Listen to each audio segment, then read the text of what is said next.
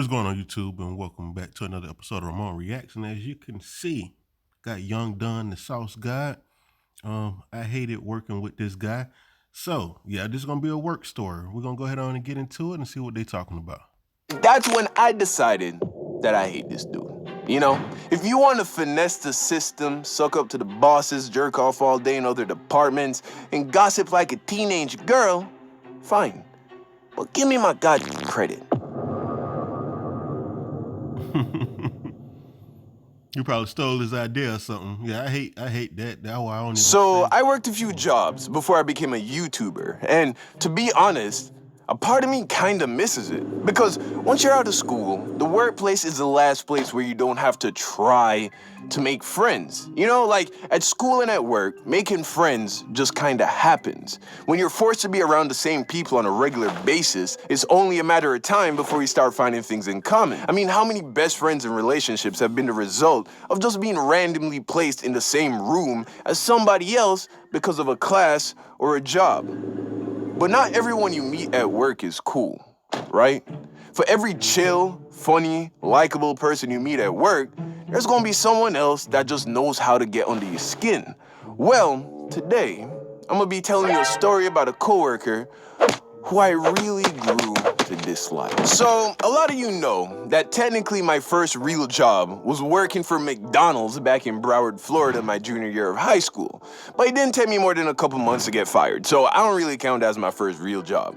To me, my first real job was when I worked for Dick's Sporting Goods. Shortly after moving to California, right after I graduated high school, I realized that I needed a job. And I had just started dating a girl whose big sister was an assistant manager at a Dick's Sporting Goods. So my girl pulls some strings, and within a couple of weeks of applying, I get the job. So I show up for my first day of work, I meet a store manager, cool dude, he gives me the rundown, and then he shows me around the team sports department, which was the department that I was gonna be working in. And that's when I met Mark, the supervisor of the team sports department. And Mark was a kind of person I had never met before. He was like a TV character, you know? Like, his personality was like a guy straight out of a sitcom. Also, didn't help, he looked just like Jonah Hill, bro, I swear. Anyway, I liked Mark when I met him, personally. I thought he was an interesting character. You know, he was always decked out in the freshest Nike gear, he was very charismatic, and he knew everything about baseball, which I knew nothing about. And since baseball was our top-selling product, I found myself constantly asking him questions. And he was always very nice and patient with me. So I was rocking with him. One day, I walked to the back of the store, you know, the behind-the-scenes part. I went to the back to print some signs for some products when I saw Mark chilling in one of the little office rooms with this other employee. I overheard their conversation, and I realized that Mark was sneak dissing one of the other employees. He wasn't saying anything nice, you feel me? Which happens at work. But what I didn't like is that I've seen Mark being really chummy with the person he was talking about. AKA, to me, it seemed like he was being fake to that person, which, right away, I didn't like. Because I don't like fake people, even if it's not directly to me. Because if I'm like that too. If I don't like you, I don't like you. I said, I'm not going to have any words for you. I'm not talking to you. None of that. I said, you know, if I'm cool with you, I'm cool with you. I said, sometimes, hey, I just don't feel like talking. So I can understand where he coming from. Yeah, don't sit around. That is fake when you sit around and you pretend like you still like somebody, but you right behind their back talking about them. I see you being fake to someone else, how am I gonna know if you're being real with me? You could be the most rude, offensive, insensitive person. I'd rather hang out with that guy because at least I know he's real. honest. Yeah. But if I think you might be fake, I'ma keep my distance.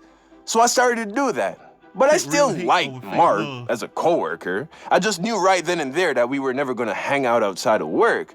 But that's fine, as long as he continued to do his job and continue to be a reliable supervisor. Well, then you know, who and what he chooses to talk about with other people, well, that's not my business. So, I wanted to be a great employee. That's just who I am, right? I'm competitive, and anything I do, I try to do really well.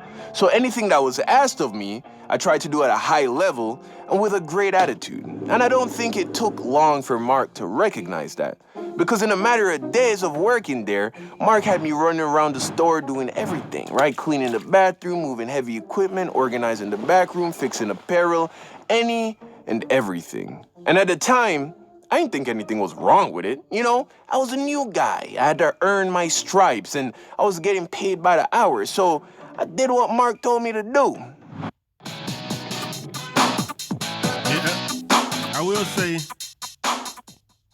yeah, the more that people realize you like to work, the more stuff that they try to get out of you until you just finally get fed up and be like, hold up now, I'm not gonna be doing all this, and everybody else reaping benefits.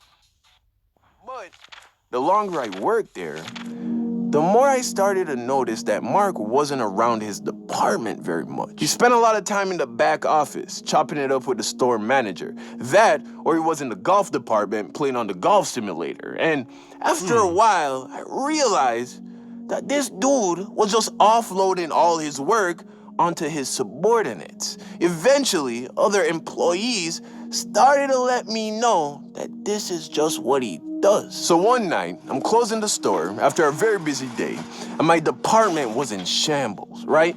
And when you're closing, you're supposed to leave it looking close to perfect for when the store opens in the morning. But that day, Mark had the midday shift. But because he was busy jerking off in the other departments, he ain't helped me clean.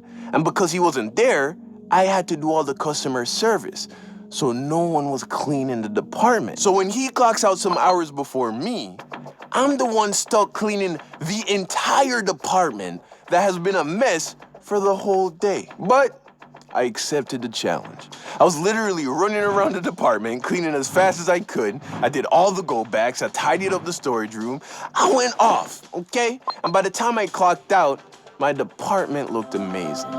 Fast forward to the next day, and both Mark and I are opening, and the store manager was giving us the rundown from the previous day. And apparently, my department made a ton of money, right? Way over projection. So of course, he's complimenting Mark and doing a great job and still managing to keep the department clean so that I had a easy close. So now I'm standing there thinking, this dude ain't do jack. Better give me some credit. I made those sales. I cleaned the department. I better get some recognition. But Mark just took all the praise. Didn't show me any type of love for carrying the team like LeBron in the fourth. Hey, And that's when I decided that I hate this dude. recognition is the If you want to quick reason finesse the people quit. system, suck up to the bosses, jerk off all day in other departments, and gossip like a teenage girl, fine. But give me my goddamn credit. So I said, you know what? I'm gonna take a page out of Mark's book, and I'm gonna start big chilling. Cause I get paid the same regardless, and if I can't get my pat on the back at least, I'm gonna take a sat in the back and play on my phone. But here's the funny thing about that. When I stopped working as hard, my life got harder. Because you may not get credit when you make everything go right, but when things go wrong, best believe everybody's pointing their finger at you. And I try not to be the blame other people, point fingers kind of guy. So I wasn't about to start complaining to the store manager about Mark, especially since I knew that Mark had spent the last year greasing this dude up. So after I realized that not working hard on the clock wasn't getting me the sense of justice that I wanted, I went back to working hard, but this time for me. I didn't care if I wasn't gonna get the credit. I still wanted it, but if I didn't get it, whatever. Mark continued being Mark, and that's how things went for a while. And I thought that's how things were gonna stay. But one day, I hear that Mark is putting in his 2 weeks. Apparently, he thought he was gonna get some promotion, but turns out that upper management saw that Mark was a poser and gave the position to someone else. I guess he didn't like that. So eventually, he leaves, leaving his job up for grabs. And guess who gets promoted to being the new department supervisor? That's what's up. This other guy who Oh, wow. was there longer than me, but yeah, he was a good worker, so fine. But then he left like a few months later, and then I became the department supervisor. And right before I quit, I was getting interviewed for that same promotion Mark wanted. So, moral of the story, if you ever have the displeasure of working with someone who doesn't pull their own weight, or you feel like you're not getting credit for your work, just because they aren't telling you doesn't mean they don't see it. And as long as you work hard for working hard's sake, underperformers will get exposed, and one way or another, you will eventually rise to the top. Show me the one. And that's a real story, though. I said, it does get difficult. I'm like, when you sit up there and you do work and all the other stuff and nothing ever happens. I said, especially like when you have evaluations come around and then your eval don't recognize your work. You be like, okay, especially if somebody give you an average eval, you be like, shoot, if you get an average eval, you might as well do average work. I said, but yeah, man, hey, continue to do better. And hey, at the end of the day, something better will come along for you. I'm like, even if it's not with that company, I said, you'll always find, I said, a way will always be provided for you if you put in the work. So, hey, that's the end of this one, man. Thank y'all for tuning in. Be sure to like, comment, and subscribe. And until next time, YouTube. Bye.